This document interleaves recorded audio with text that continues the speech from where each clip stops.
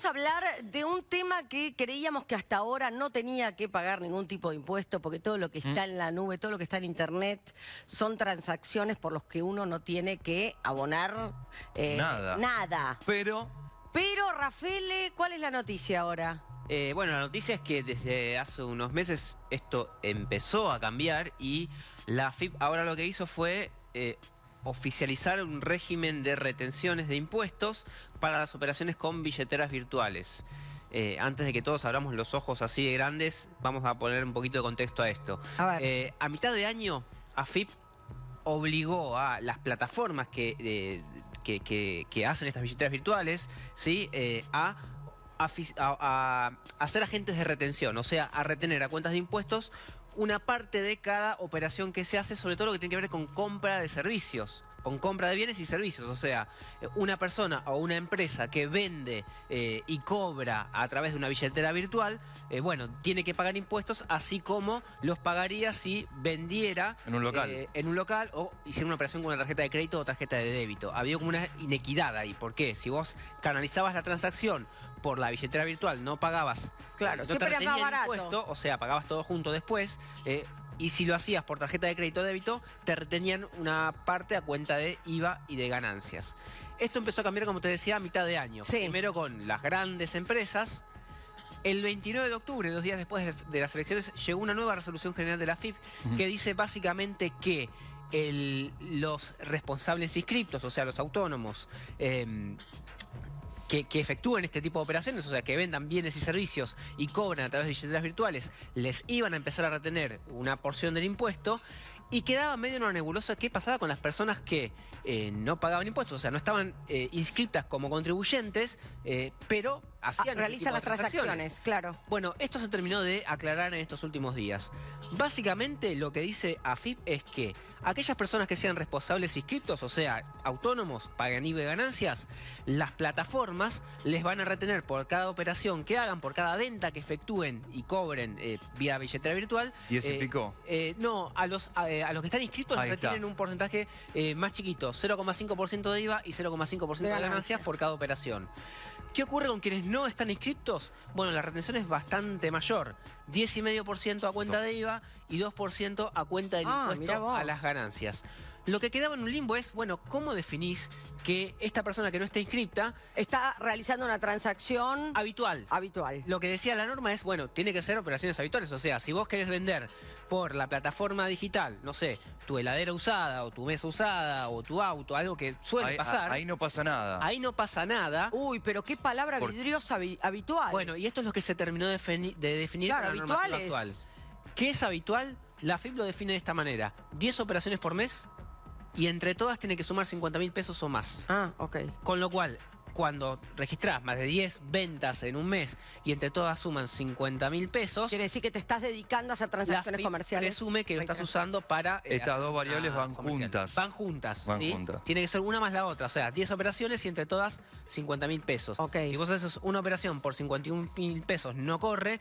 Si haces 10 por 49.000 pesos en conjunto, tampoco corre. Algo que sucede cuando uno compra a veces... no estoy hablando de una persona que vende su heladera, no a través de una plataforma o la tele o lo que sea. Estoy hablando de una persona, por ejemplo, que ya tiene una pyme, que tiene un negocio o algo. Hay muchas veces que no te dan factura. Exacto. Bueno, ahora tiene que emitir la factura y tiene que estar desglosada también. La carga impositiva. No, en realidad la carga impositiva siempre está, digamos, cuando te emite una factura, depende del comercio, pero digamos, lo que tiene que ver esto es con el método de pago. Claro. Primero, cuando una operación es por medio de pago electrónico, es mucho más fácil de detectar y de registrar. Y esto es lo que termina ocurriendo. La AFIP te dice, te voy a retener a cuenta del impuesto, después cuando vos me pagues todo el impuesto, yo te deduzco esto que ya me abonaste y pagás el saldo. Lo que vos decís es, generalmente cuando vas a algún comercio y no te dan factura, o mismo en una operación por alguna plataforma virtual que tampoco te emiten la factura, hoy la factura te la mandan por mail a tu casa. Cierto. Bueno, en esa operación ya es un poco más difícil de registrar, pero como hay un medio de pago electrónico en el medio, se presume que, bueno, ya te retienen una porción del impuesto. Aparte, cuando uno se abre una billetera billetera electrónica te piden un montón de datos, obviamente. Te piden el DNI, tienen tu dirección, obviamente, donde vivís, tienen todos tus datos. De tu tarjeta. Y ahí se pueden empezar a mezclar y se pueden empezar a, obviamente, conjugar todos estos datos. Exacto, para que sea más fácil. Todo esto es como mucho más registrable, o sea, todo lo que termina... Te ubican, todo lo que tenga que ver con un medio de pago electrónico. ¿Quién pierde acá? Registre. ¿Quién pierde? Digo, ¿el vendedor? ¿Quién pierde? Y primero que el vendedor... Sí. El pequeño vendedor pierde. Y pues van a tener que empezar a aumentar ahora los costos. Sí, si vos pensás, lo que pasa es que acá hay una cuestión para tener en cuenta. Si vos pensás que la billetera virtual no pagaba impuestos y la tarjeta de crédito, la tarjeta de débito sí lo pagaba, sí, es una cuestión de, bueno, mirá, básicamente el medio de pago, más allá de que sea por un teléfono o por un plástico, estás hablando de más o menos lo mismo. O sea, exacto. Y acá es donde... Primero las grandes empresas, que muchas de ellas canalizaban las ventas vía billeteras virtuales, lo encontraban como una ventaja para pagar menos impuestos, mejor dicho, para pagar menos anticipo de impuestos, porque se supone que después cuando tenés que hacer la declaración impositiva, todo esto va a la misma bolsa y que lo que estás pagando acá es un anticipo que después te descontarán en su momento. Lo que está pasando es que se empieza a regularizar y normalizar esto que es absolutamente nuevo. Algo que es absolutamente nuevo y que en su momento el fisco lo había dejado también jugar, o sea, diciendo, no te voy a cobrar este impuesto justamente para que se desarrolle como medio de pago, para que agarre más volumen, y ahora que tiene, digamos, una... 2 días después de las elecciones... Sí, pero esto viene como antes. Se venía de mitad de año. Como te decía, la verdad que no sé si esto es adrede que lo hicieron 2 días después de las elecciones, sí que la resolución es del 29 de octubre, pero sí es cierto que ya desde principios de año la FIP viene diciendo, les vamos a cobrar impuestos, a mitad de año salió la primera resolución que iba para las grandes empresas y después, por supuesto, siempre se empieza por los más grandes y termina derramando como para el grueso. ¿En otros países es lo mismo? ¿O no tienen esta carga impositiva? Tienen distintas cargas impositivas y tienen distintas mecánicas de pago. Lo que sí es cierto es que en todos lados se pagan impuestos. Y también creo yo, y acá digamos es una opinión personal, tiene que ver con los niveles de evasión. En los países en los que tenés menos evasión, probablemente vos no tengas tanto cobro a cuenta del impuesto que tenés que pagar después, porque se supone que después haces la declaración de impuesto y que si no lo haces te meten una multa gigante. ¿Vos estás diciendo que mucha gente en todo este tiempo ha ganado dinero y mucho dinero con las billeteras virtuales? No digo que haya Fue media ganado Fantino la pregunta. No, lo que digo es, vamos a ponerlo de otra manera, mirá. Ponele que vos querés empezar a vender algo no sé, por Instagram. Si yo tengo una librería y quiero vender mis libros también de modo virtual. Tus libros por Instagram y los vendés por una plataforma, por un medio de pago electrónico. Y digo este ejemplo porque me lo han relatado de que ha sucedido. Bueno, vos haces las operaciones, después cobrás por alguna plataforma virtual, pero ahora estás haciendo una operación de compraventa, estás haciéndolo de manera habitual y no estás inscrito ni siquiera en el monotributo. Hay algo que está fallando ahí. Entonces lo que viene a decir AFIP es, bueno, inscribite en el monotributo y si no lo haces, pagame esto a cuenta de los impuestos. Fíjate que si no estás inscrito son muy grandes las retenciones, 10,5 a cuenta de IVA. O sea, por cada operación de 100, como un castigo. Se te quedan con 10 pesos con 50. Lo que están diciendo es inscribite. Vos te inscribís en el monotributo. Si vendés poco, estarás en una categoría baja. Si vendés más, en una categoría más alta. Pero ya si estás inscrito en el monotributo, esto no te rige, porque el régimen simplificado no te paga IVA y no te paga ganancias. O sea, está todo dentro del impuesto simplificado. Cuando, por supuesto, pasás a un volumen mucho más grande y ya pasás al régimen de autónomos, sí, ahí... Factura A.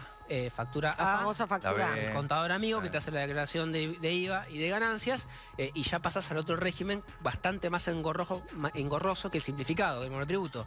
Es difícil decir quién gana y quién pierde, porque de hecho si lo que estás haciendo es promover que cada uno pague los impuestos que le corresponde, que sea bienvenido. La cuestión es cuánto de acá había de gente que se avivaba, cuánto había de un incentivo hacia, bueno, vamos a fomentar estos medios de pago. Exacto.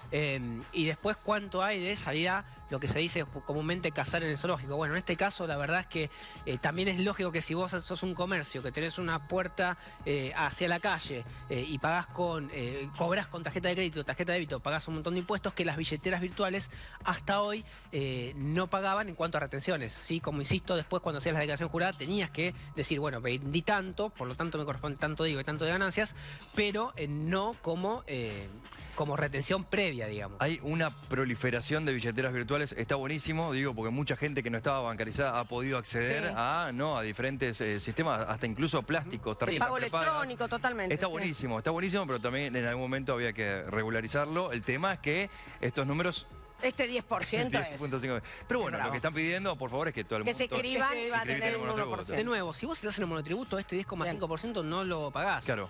Y si no estás en el monotributo y haces operaciones habituales, y en algún momento te iba a ir a buscar. Porque con las billeteras virtuales, que como vos decís, está muy bueno como una manera de incluir financieramente a mucha gente que no tenía ni cuenta bancaria, también es cierto que te permite hacer una trazabilidad de las operaciones y llegar justamente a donde las operaciones con dinero en efectivo no llegan. Porque si yo te compro algo a vos y te pago la plata, si vos no informás eso al fisco, no hay manera de que nadie se entere.